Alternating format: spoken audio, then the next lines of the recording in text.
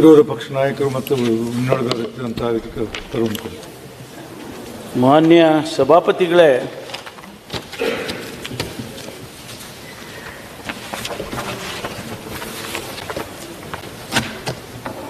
ಏನು ಬೆಳಗಾವಿಯಲ್ಲಿ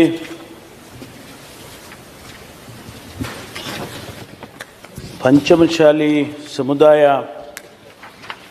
ತಮ್ಮ ಮೀಸಲಾತಿಯ ಬಗ್ಗೆ ಅವರು ಪ್ರತಿಭಟನೆಯನ್ನು ಮಾಡೋದಕ್ಕೆ ಹೊರಟಿದ್ರು ಮತ್ತು ಆ ಸಂದರ್ಭದಲ್ಲಿ ನಡೆದ ಘಟನೆ ಬಗ್ಗೆ ನಾನು ಈಗಾಗಲೇ ಸದನಕ್ಕೆ ಹೇಳಿಕೆಯನ್ನು ಕೊಟ್ಟಿದ್ದೇನೆ. ಯಾವ ರೀತಿ ಆ ಘಟನೆ ನಡೀತು, ಯಾಕೆ ನಡೀತು, ಆಮೇಲೆ ಲಾಠಿ ಚಾರ್ಜ್ ಮಾಡಿದರು, ಯಾಕೆ ಮಾಡಿದರು, ಅವೆಲ್ಲವನ್ನು ವಿವರವಾಗಿ ಈಗಾಗಲೇ ಹೇಳಿದ್ದೇನೆ.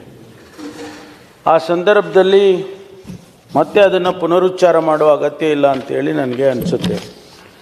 ಆದರೆ ಆ ಸಂದರ್ಭದಲ್ಲಿ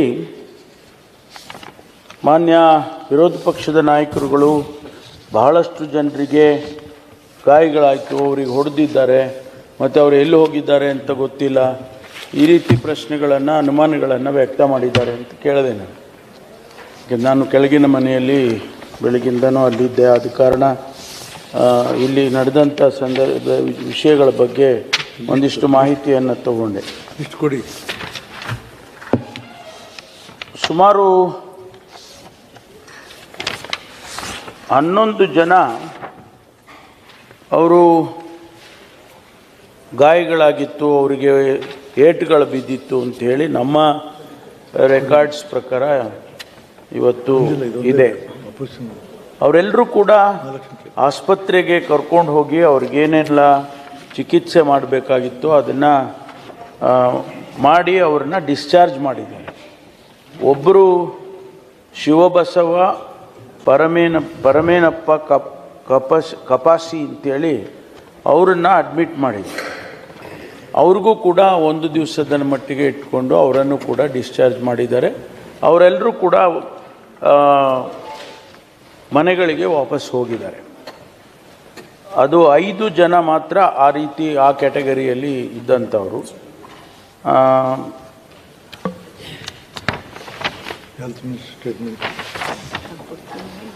ಇನ್ನು 6 ಜನ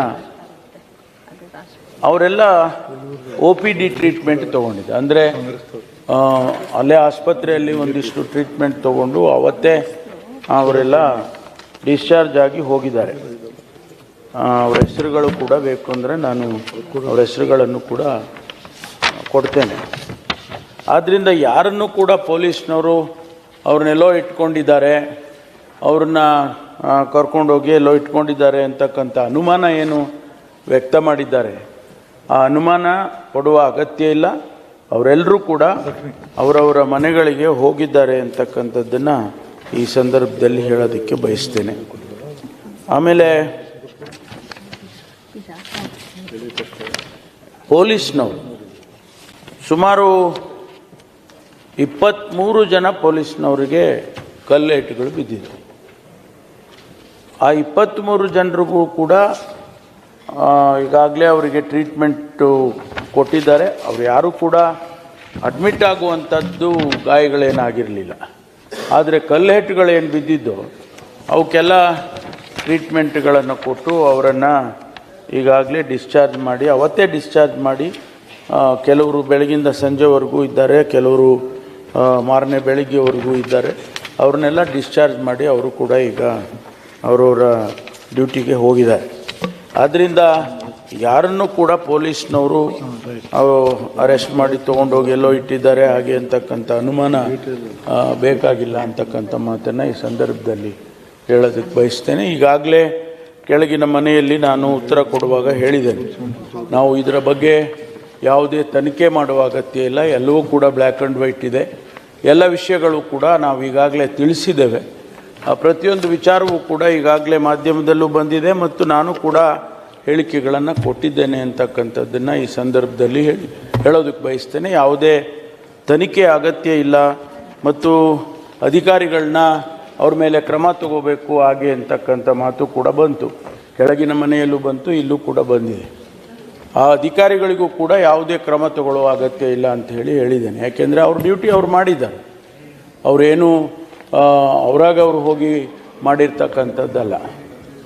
ಕಾನೂನಿನ ಸುವ್ಯವಸ್ಥೆಯನ್ನು ಕಾಪಾಡುವ ದೃಷ್ಟಿಯಿಂದ ಅವರು ಯಾವಾಗ ಸುವರ್ಣಸೌಧದ ಕಡೆ ಬರೋದಕ್ಕೆ 10,000 ಜನ ಬರೋದಕ್ಕೆ ಪ್ರಯತ್ನ ಮಾಡಿದರು, ಅವ್ರನ್ನ ತಡೆಯೋದಕ್ಕೆ ಪ್ರಯತ್ನ ಮಾಡಿದ್ದಾರೆ. ಆದರೆ ಅದು ಯಶಸ್ವಿ ಆಗದೇ ಇರುವಾಗ ಲಾಠಿ ಚಾರ್ಜ್ ಮಾಡಿದ್ದಾರೆ ಅಂತಕ್ಕಂಥದ್ದು. ಹಾಗಾಗಿ ಅವ್ರ ಮೇಲೆ ಕೂಡ ಯಾವುದೇ ಕ್ರಮವನ್ನು ತೆಗೆದುಕೊಳ್ತಕ್ಕಂಥ ಅಗತ್ಯ ಇಲ್ಲ ಅಂತೇಳಿ ಈಗಾಗಲೇ ನಾನು ಕೆಳಗಿನ ಮನೆಯಲ್ಲೂ ಕೂಡ ಹೇಳಿದ್ದೇನೆ, ಇಲ್ಲೂ ಕೂಡ ಅದನ್ನು ಪುನರುಚ್ಚಾರ ಮಾಡ್ತೇನೆ. ಆದ್ದರಿಂದ ಮಾನ್ಯ ಸಭಾಪತಿಗಳೇ, ಬೇರೆ ಇನ್ನೇನಾದರೂ ಪ್ರಶ್ನೆಗಳಿದ್ದರೆ ಅದಕ್ಕೆ ಉತ್ತರ ಕೊಡೋದಕ್ಕೆ ತಯಾರಿದ್ದೀನಿ.